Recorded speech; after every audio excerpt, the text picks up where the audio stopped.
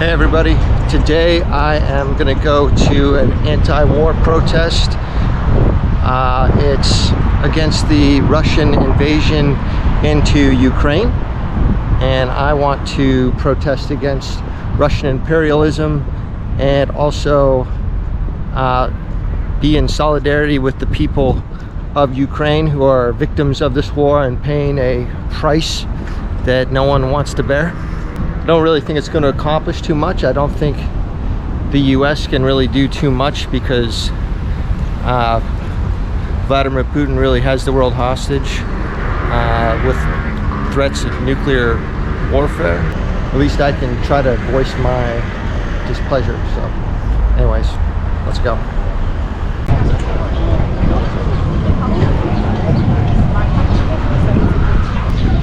Alright, here we are walking up. We're at the guardhouse over at New York Avenue and 15th Street. Just walking to the perimeter of the White House now. See a lot of Ukrainian flags. Solidarity with our Ukrainian brothers and sisters currently engaged in war against tyrannical Russia and Vladimir Putin as an autocrat.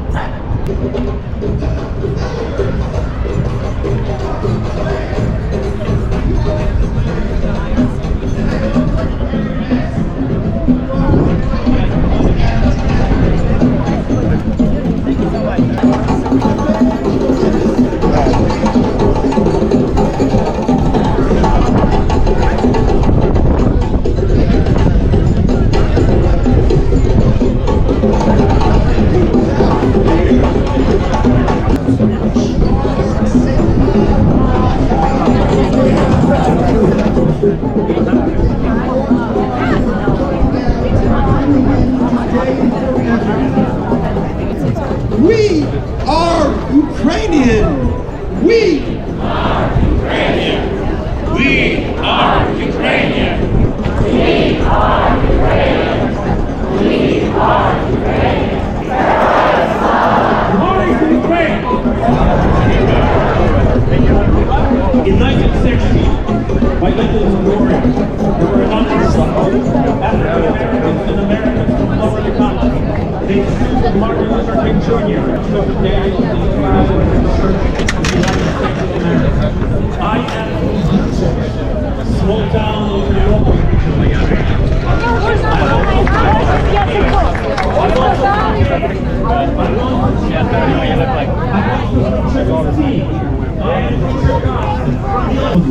Яка перегороджує шлях до повного панування над дорогоцінною землею і ресурсами України. Боже, зміцни людей у часі цієї великої небезпеки, які звертаються до Тебе у безмірно глибокій вірі, довірі і любові, які вони плекали до Тебе все своє життя. Зійшли, Господи, своїх небесних ангелів, якими керує покровитель стародавнього Києва, архієстратиг Михаїл, щоб викорити бажання агресора знищити наш народ. Даруй, Господи, єдність розуму, серця і душі усім державним лідерам і тим, кому вони служать. Об'єднай їх всіх в одну велику християнську родину, щоб ми всім разом, як брати і сестри, прославляли Твоє і величне ім'я, Бога в Тройці Єдиного. Подимар.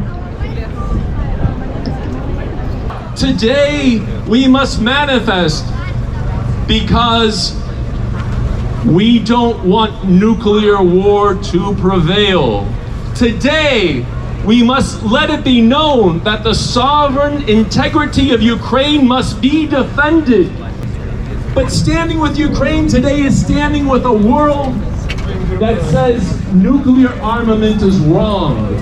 Standing with Ukraine today is standing with a world that recognizes our people of Ukraine. From Ohio, Senator Rob Portman.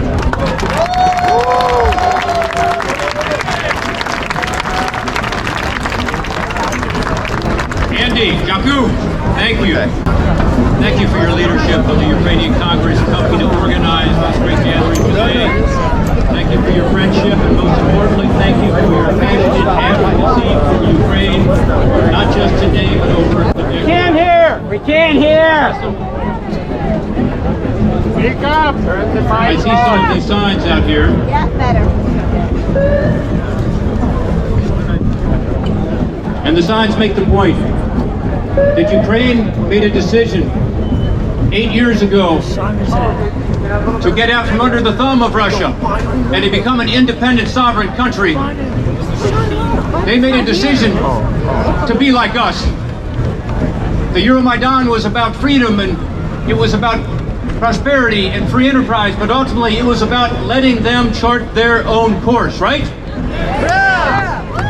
That's why Putin is so upset about Ukraine.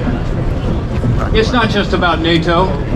It's about a country that has chosen to be free, and a country that therefore offends the Russians because they are concerned that Russians can look across the border and see their neighbors and often their family and say, why can't we live like that? That's why we are here, to ensure that they can live like that, to ensure that they can chart their own course, to ensure we can push back these atrocities from Russia. So thank you for being here. As was said so well, today we are one. Today we are all Ukrainians. Slava Ukraini! Yes, glory to the heroes. Herom Slava. And in the midst of this atrocity, there are so many heroes to glorify. The brave border guards on Snake Island, the grandmother handing Russian soldiers sunflower seeds, saying, if you don't leave, I wanted to give you something beautiful that can grow up on your grave. The courageous president of Ukraine, who when asked by Western countries if they could help him escape, responded, I need ammunition, not a ride. I need ammunition, not a ride. Yesterday I spoke with President Zelensky along with some of my colleagues. He continues to be strong and resolute. And today we thank him for that resolve. We thank him for his courage. And we support him in leading the Ukrainian people. Glory to the everyday heroes who are caring for the wounded, who are feeding desperate families, who are living in the basement, who are living in subway stations, who don't know where their next meal will come from. And glory to the professional soldiers and citizens alike who are taking up arms and putting their lives on the line for freedom, for their homeland, and for a better future for Ukraine. Yes, Slava Heryorom. Heroyam Slava. Some may ask, and even some of my colleagues have asked me, why is a senator from Ohio so concerned about Ukraine?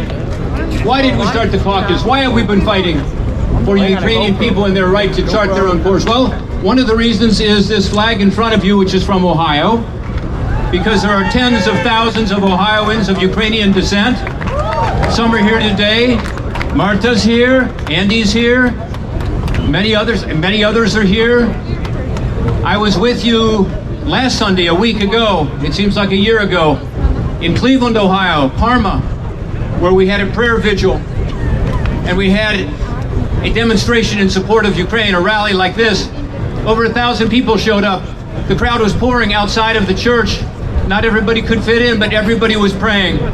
And we prayed for your loved ones that many of you have who are in Ukraine this evening, tonight in Ukraine, as darkness has come upon Ukraine and the shells continue to fly. Your families, your friends are there, and we pray for them. And we prayed for protection for the brave soldiers, some of whom are taking up arms for the first time as citizen soldiers. And of course we prayed for the security and wisdom for the duly elected government of Ukraine. The duly elected government of Ukraine. I was there in 2014 as the Maidan was still smoldering and saw the commitment of the Ukrainian people to chart their own course, but I also was an election observer at the first presidential election, and I was able to report back to my colleagues This was a fair election. This was an election that ensured that the Ukrainian people had the leadership that they voted for. What a novel thought. And today, that leadership is under fire, and so we prayed for them as well. But even if I didn't have a single constituent of Ukrainian descent, I would be here. Why?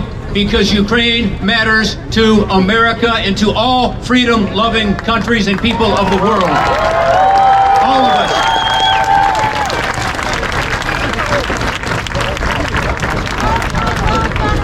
This is where, in our generation, in our time, the cause of freedom must be defended. This is where, in our generation, in our time, we must protect those who wish to chart their own course, protect their sovereign, independent country. This is where we are being tested. Not just the United States, but our allies and freedom-loving people all over the world. When the people of Ukraine chose to get rid of a corrupt Russian-backed government 8 years ago, for a second time, they chose freedom over tyranny. They chose democracy over authoritarianism. They chose to ensure that the people of Ukraine would have the ability to chart their own course. That is what we, in the freedom-loving countries of the world, proclaim every day. Now is not the time to shirk our responsibilities. Now is time to step forward and help the people of Ukraine shoulder to shoulder.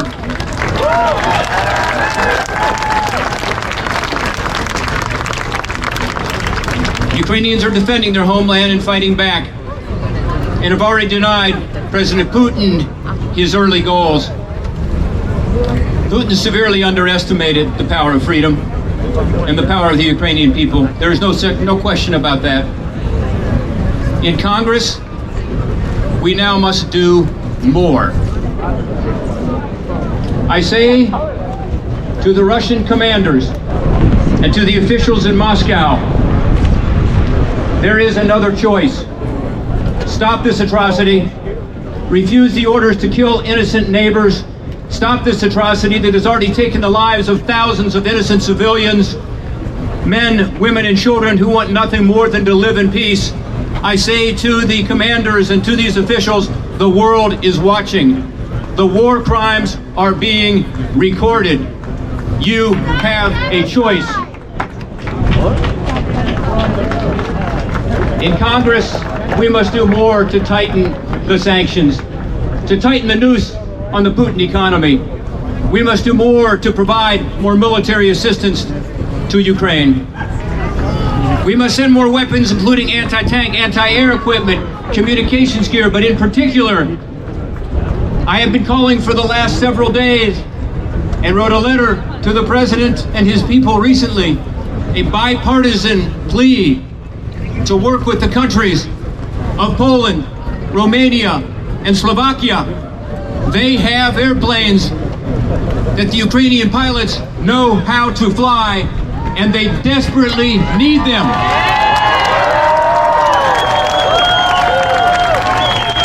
This requires the United States of America to play a role. These countries are willing to sell or give their Soviet-era planes away, but they need to know from us that we will help them with more advanced aircraft in the future. We should do that. They are our allies. That's all this would take. Let's give President Zelensky and the Ukrainian people the protection they deserve by having aircraft in the air to stop that Russian column.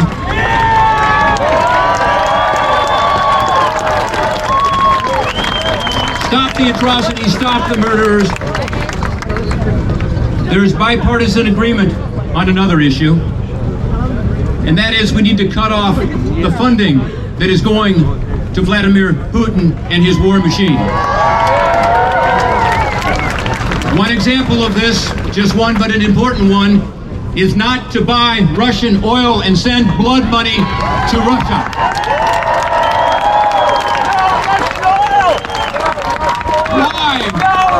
Why would we be importing Russian oil?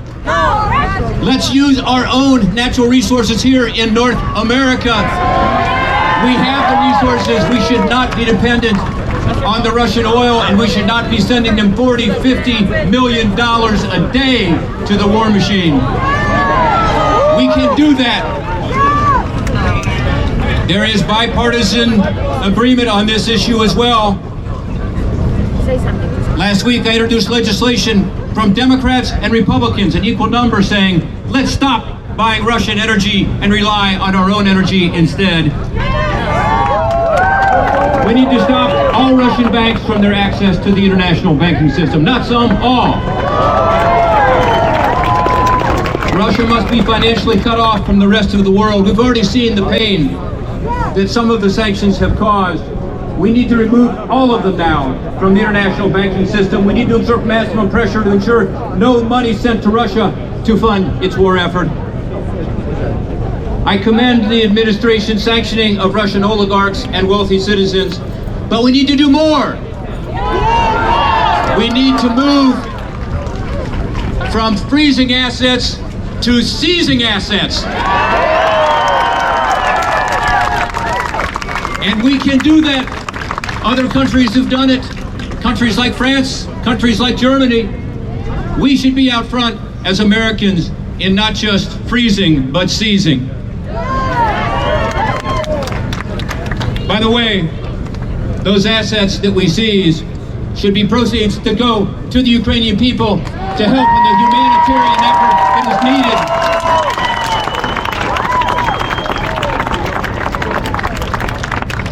Right now, our friends in Ukraine need our help. Right now, immediately, yesterday. We cannot let this call to action go unanswered. We cannot let the Ukrainian people continue to be at the mercy of a tyrannical dictator. We cannot sit by and watch as innocent civilians are brutally murdered. In the West, in America, we must stand up, all of us, for freedom. The world is watching. Our friends are watching. Our adversaries are watching. We must show the world that America stands with freedom. America stands with Ukraine. God bless Ukraine. God bless you for being here. Slava Ukraini!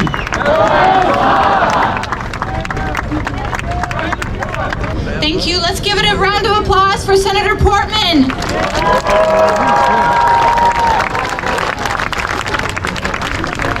We need the U.S. to do more, and he's right, and we appreciate him being here with us today. Next, it is my absolute distinct honor to introduce the Honorable Ambassador Kurt Volker. Thank you so much. Slava Ukraina! Slava Ukraina! Slava Ukraini!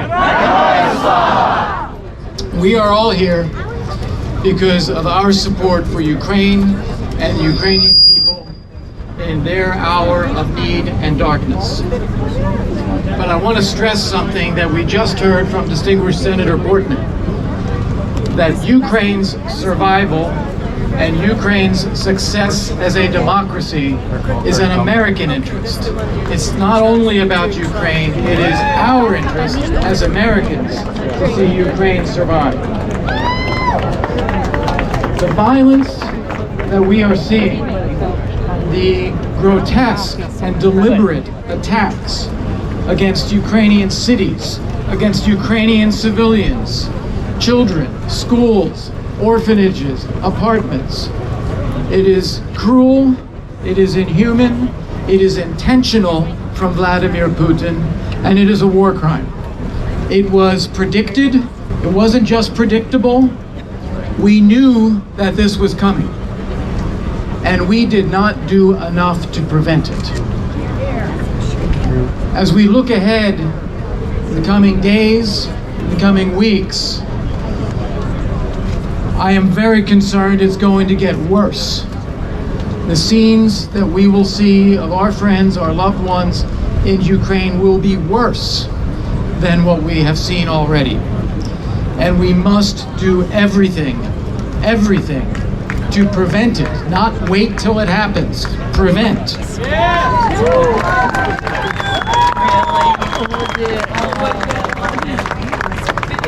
There are two kinds of obligations that we take into account. One of them is legal obligations, treaty commitments. That's what NATO is doing to support the allies in Central and Eastern Europe. You see a lot of Baltic state flags here, Polish flags. That's great. But there's another kind of obligation, which is a moral obligation. And we are succeeding at meeting our legal obligations, but we are failing at meeting our moral obligations. When we supported the United Kingdom with a Lend-Lease program before World War II, before we entered World War II, we did not have a treaty obligation to do so. When we put a no-fly zone over Bosnia or over the Iraqi Kurds, we did not have a treaty obligation to do so. We had a moral obligation to do so. And that's the way we have to look at our commitments and our opportunities to assist Ukraine today. Eventually, we're going to have to confront Vladimir Putin. It might be today, it might be tomorrow, it might be a year from now, but we know Putin. He is doing this intentionally. He is determined to destroy Ukraine. He will not stop at Ukraine, and we are going to have to confront Putin. We should do this now. We should do this now when we have a Ukrainian government, a Ukrainian military, people in Ukraine who are ready to fight. Now is the time to step forward, not to wait until more people die, more people suffer, and it is harder to do. Do it now. Do it now. Do it now.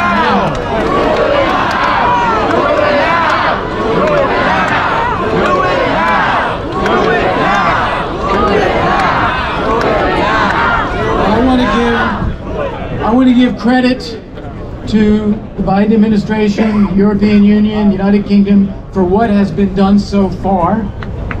The sanctions that have been put in place are some of the most severe we've ever seen. We've provided from the United States $1 billion worth of military assistance to Ukraine. But as we all know, it is not enough. It is nowhere near enough. And frankly, every step we have taken has been too late and too small. We need to get ahead of the curve.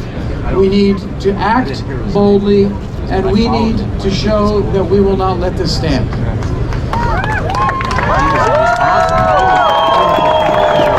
I understand the concerns. I understand the concerns that confronting Putin could cause him to reach for a nuclear weapon, could lead to a wider conflict. But let's face it, the thing that Putin does not want is exactly that, for us to step forward and confront him. Let us not be deterred by Putin. Let him be concerned about what we may do.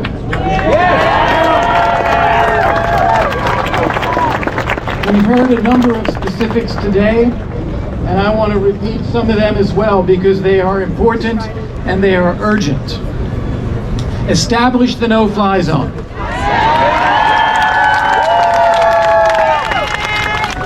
There are ways to do this to minimize the risk. We first have to make clear to our friends and our adversaries alike that this is a humanitarian action. It is not an act of war. It is a humanitarian action to protect civilians from aerial bombardment. Second, we limit the geographic scope. We're not going to go close to Russian borders. Third, we are not going to initiate attacks against any Russian forces on the ground or in the air unless they attack us. The whole purpose here is to create safe skies over Ukraine for the protection of the civilians.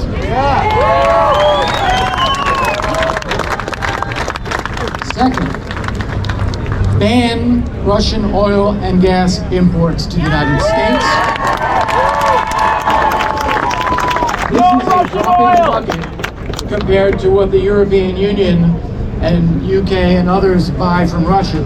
But we have zero credibility getting them to stop sending money to Putin if we won't even do it ourselves. You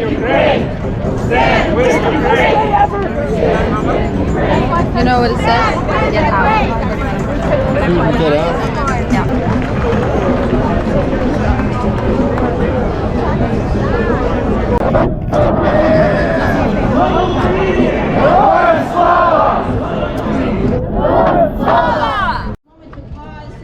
Remember all of our loved ones and everyone we know who has given their lives for Ukraine and for freedom. Remember how military around the world were saying that it would take 48 hours for Putin to defeat Ukraine. It's obvious now that it's Putin who is being defeated in Ukraine. So all of you, please talk to your congressmen, to the administration, to media, to your American neighbors. Tell them, if you don't want the similar ending as in the movie Don't Look Up. I keep admiring the heroic leadership of President Zelensky. I think when Chuck Norris calls him, he can answer, how can I help you? I admire courage and resilience.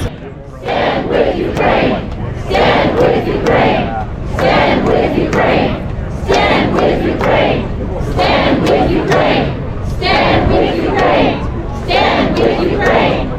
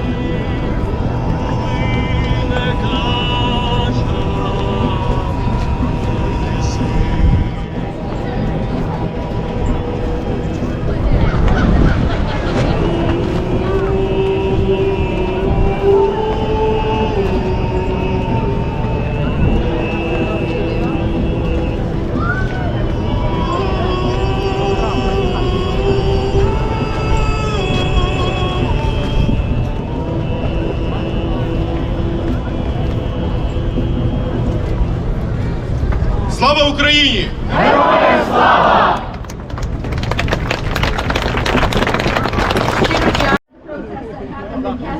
Oh God.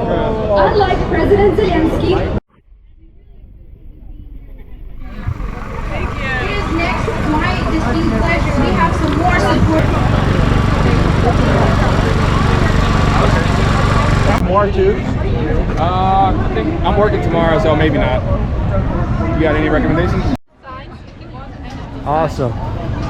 Dude, hell yeah. Love it. Thank you so much. Welcome.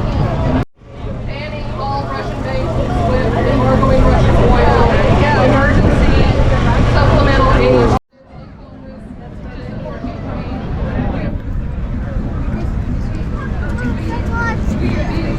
Then I'm going to get that little Get him a little vest. Yeah. New York, let's welcome. She's also a mother, by the way, and has a beautiful daughter. Я молю за Україну, Боже, молю тебе за людей, ти прости, ти спаси, і милість свою нам яви. Боже, я знаю, що ти будеш з нами в храмі своєму, під небесами, щастя і мир ти дарував, життя за людей віддав, книгу життя нас записав. Боже, я молю за Україну, Боже, молю тебе за людей, ти їх прости, ти їх спаси, і милість свою нам яви. Боже, я знаю, що ти будеш з нами в храмі своєму, під небесами, щастя і мир ти дарував, життя за людей віддав, книгу життя нас записав, нас записав. Тільки з Богом ми переможемо. Амінь. Слава Ісусу Христу!